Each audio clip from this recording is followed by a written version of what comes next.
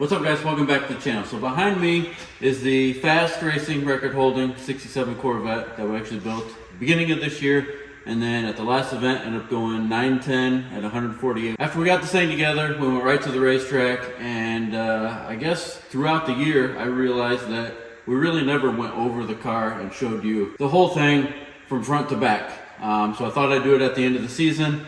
Now being the end of the season, we'll do an overview of this thing, pretty much telling you everything about it. We'll start up here, work our way back. So I guess we'll start off with saying this thing showed up here with the front end completely knocked off of it. No hood, no headlights, everything was knocked off. Somebody, I believe, hit a telephone pole or something way back in the 70s, early 80s. They yanked the motor out of it, and then this thing sat in the corner of somebody's garage till probably about 5 years ago. So we went ahead and put a front end on it. And then my grandpa painted the car. You actually see a video of that. It's probably about 1.5 years ago.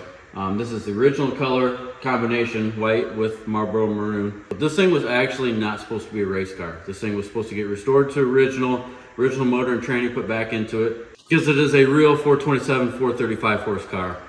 We've got the motor, the tranny, the tank sticker, everything for this car to make this thing a big dollar 67 Corvette. Instead of this thing sitting around like a lot of these do, we decided might as well make this thing a race car. Everything we did to it we can take off and restore it back to original one day, but for right now it's gonna stay being a race car and just hurting Mopar guys' feelings. All right, before we jump into this thing and talk about this thing a little bit more, let's talk about our t-shirts. So we now have t-shirts with the 67 Corvette on it. Everybody's been asking. Constant Design knocked it out of the park like they did on our last t-shirts, and they're not gonna last, so hurry up and pre-order those. I don't have them just yet. I should have them in time to ship them to you guys for Christmas, but I can't make any promises because I'm waiting on them to ship them to me, and they said about 2 weeks. So we'll be cutting it close, but hurry up and go grab those because they will not last long. Our other t-shirts sold out super quick. The one with the 69 Camaro and the black L88. Restocked on those, but those aren't going to last neither. So if you didn't get any of those last time, hurry up and go pick those up and grab yourself a 67 L88 Corvette t-shirt, because like I said, they will not last long.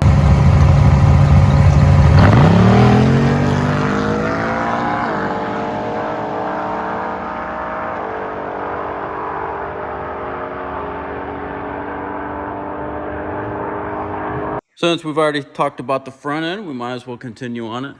Here's real bumpers that are on this thing. All the bumper brackets and everything are there like they should be. It's got a 67 grill in it, which is actually pretty heavy for a grill. I wish I could 3D print one of those. Functioning headlights. Let me show you that real quick. They are the Detroit Speed motors on there. Those things work great and are very helpful coming down the return road on a racetrack that doesn't have very good lights. But we'll lay under this thing, show you underneath. I'll be the only guy in the class that'll actually lay under his car and show you things. This thing's got all stock front suspension. Factory lower control arm.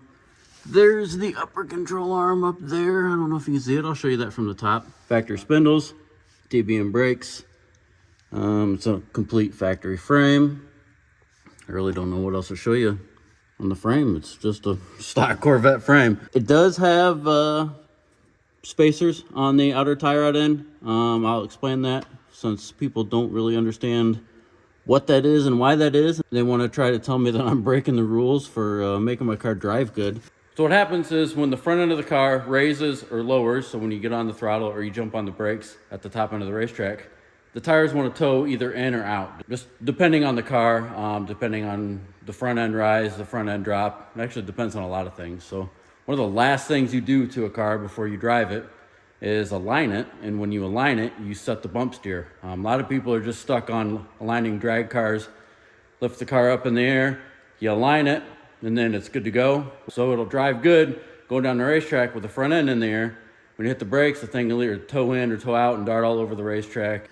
So I actually got called a cheater because my front suspension is not factory, because it's got a 5/8 bolt and 3 spacers on the outer tie rod end.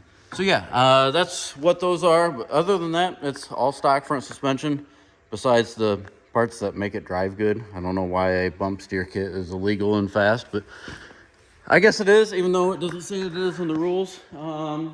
anyways, we'll move on to the engine bay of this.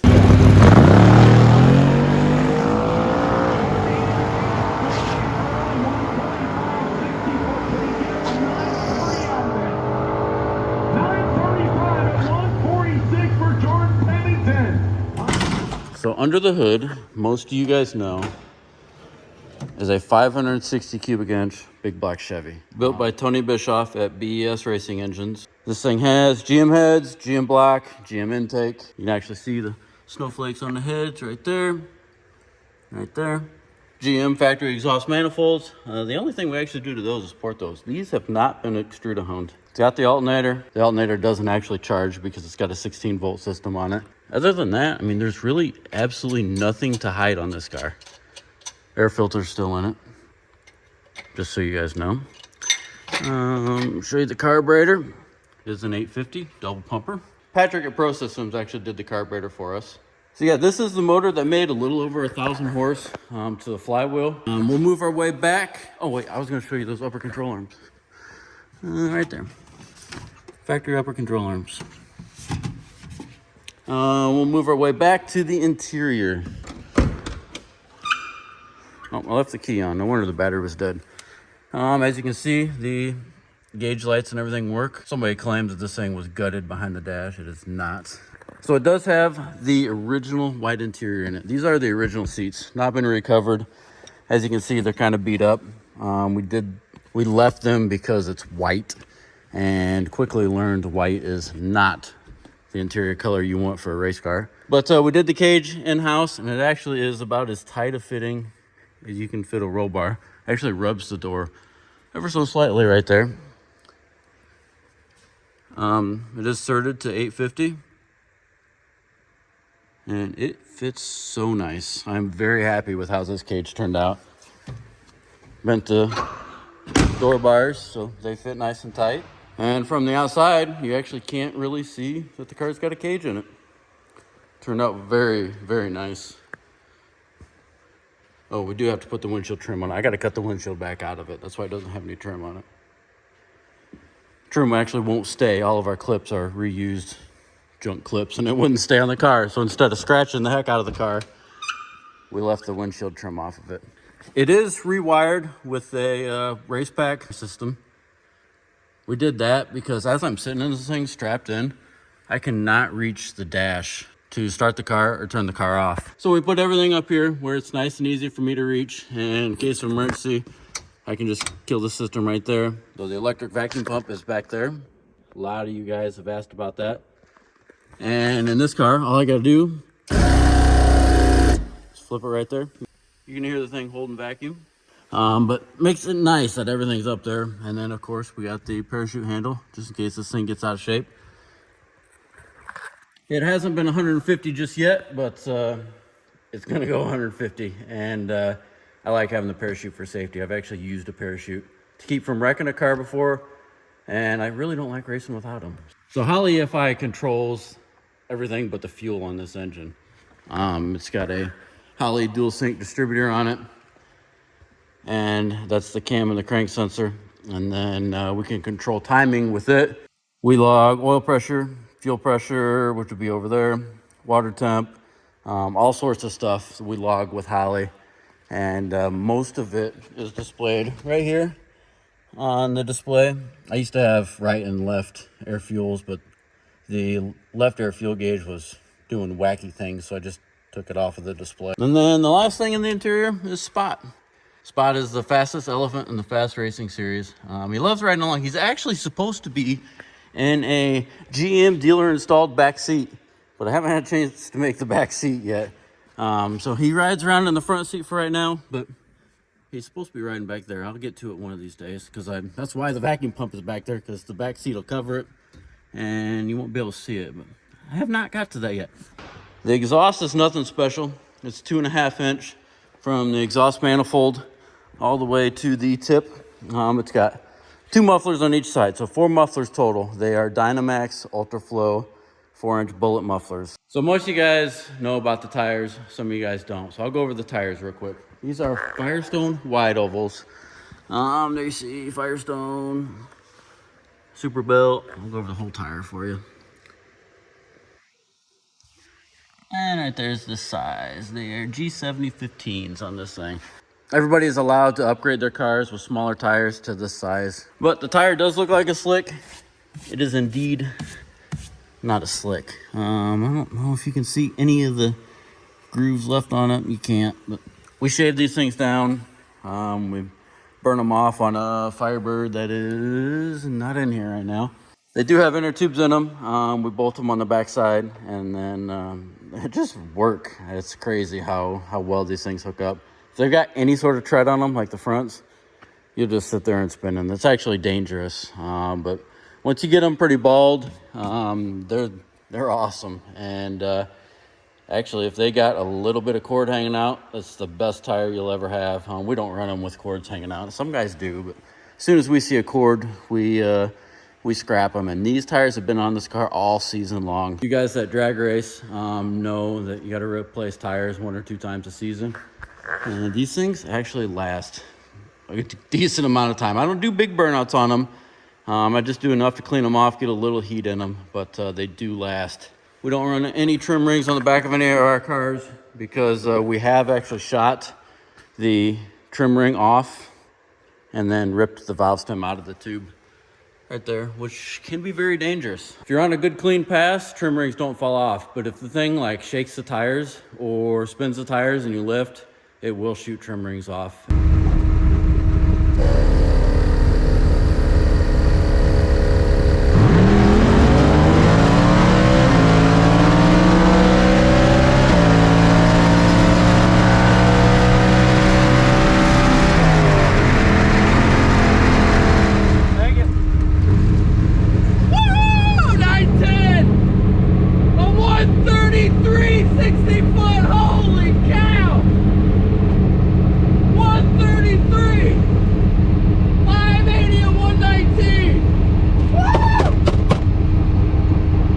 There's the parachute that's on it. Haven't needed to use it yet, but like I said, I don't like racing without them.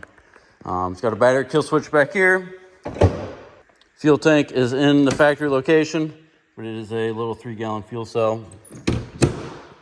Don't know what else to tell you guys back here. I'll lay under it again. Won't catch anybody else in the class laying under their cars, but show you everything underneath. So first, we'll go over here. So there's my 16-volt battery. It's a Braille battery. It's actually pretty light, which is kind of dumb because I actually strap weight back here. So, I don't know, kind of makes it stupid to have a lightweight battery. But got the tranny cooler back here, fuel tank back here. There's the catch can for the electric vacuum pump. We got a fuel pump right here.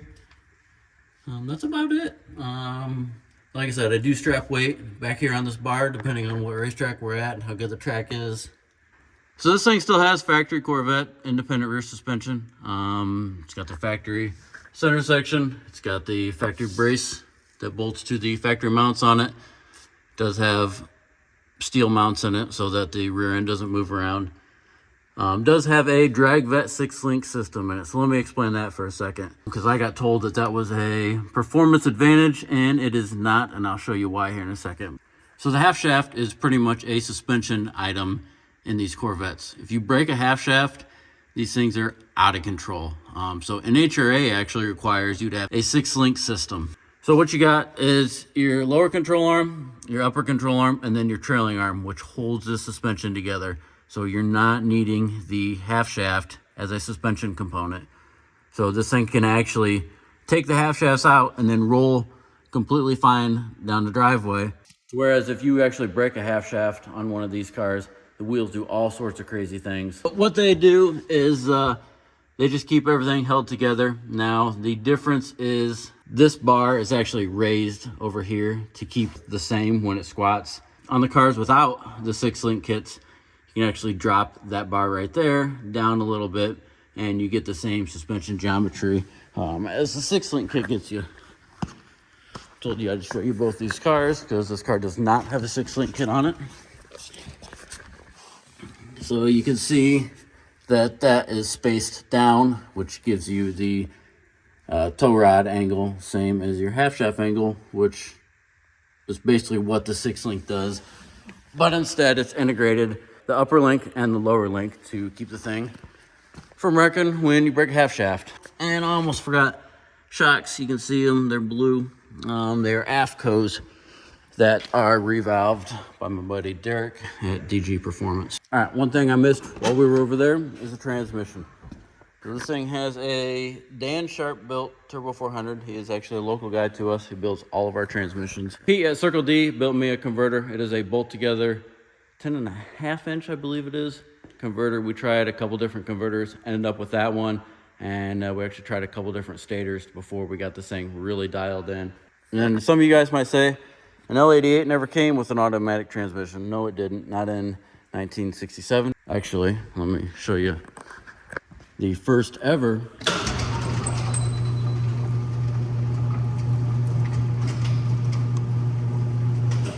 There's the first ever automatic transmission L88. That is a real car. If you haven't seen that yet, go check out our video. But that is the first ever car to get an automatic. That's 1969. But we're not talking about that car right now. We're talking about this car. So fast allows you to switch transmissions. So this thing with a 4-speed can have an automatic. An automatic car can have a 4-speed. Transmission just has to be from the same manufacturer. So you can't put a like a C4 or a 727 or whatever transmission in this thing. It's got to be a GM tranny. And then it's got to look like it's supposed to be there. So it looks like it's a Power Glide. This thing would actually probably be faster with a Power Glide. But since everything else has a 400 in it, we just kept it the same.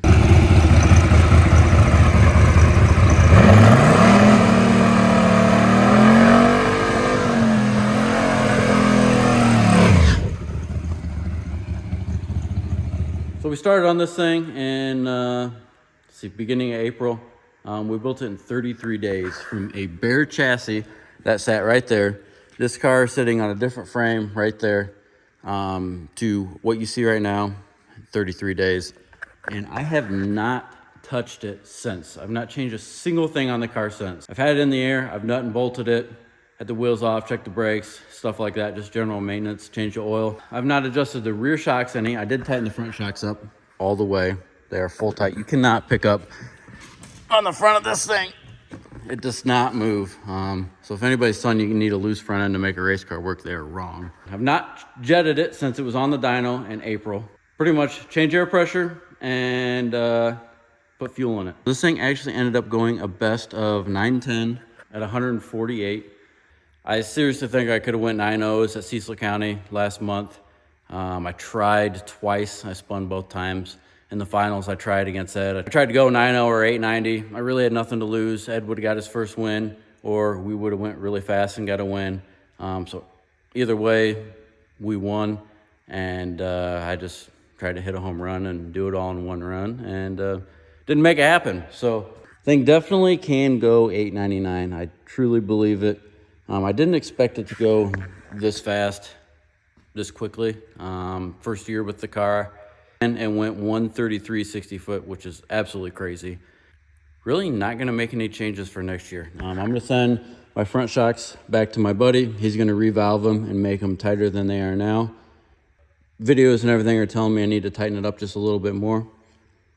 But other than that, I don't think we're doing anything to this car. It's going to wrap this video up. If you guys have any questions or anything about this, just shoot me a message. I've got nothing to hide on it. Obviously, we just crawled all over it. Be sure to go to hpdepot.com, pick up a t-shirt of this thing. Those things sell fast. We sold out of the other t-shirts that we did with the Corvette and the Camaro very quickly. I actually ordered more of those too, so those are now back in stock. That's going to wrap this video up, so thank you guys for watching, and we'll see you on the next one.